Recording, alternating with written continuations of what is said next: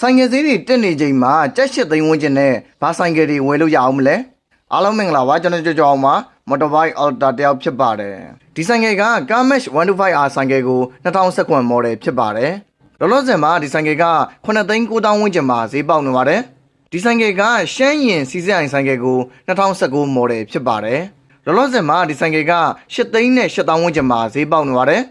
ဒီဆိုင်ငယ်က1 Gen ဆိုင်ကလုံးဆိုင်ငယ်ကို2019 model ဖြစ်ပါတယ်လောလောဆယ်မှာဒီဆိုင်ငယ်က9,800,000ဝန်းကျင်မှာဈေးပေါက်နေပါတယ်ဒီဆိုင်ငယ်ကကမ်ဘိုစီစစ်အိုင်ဆိုင်ငယ်ကို2018 model ဖြစ်ပါတယ်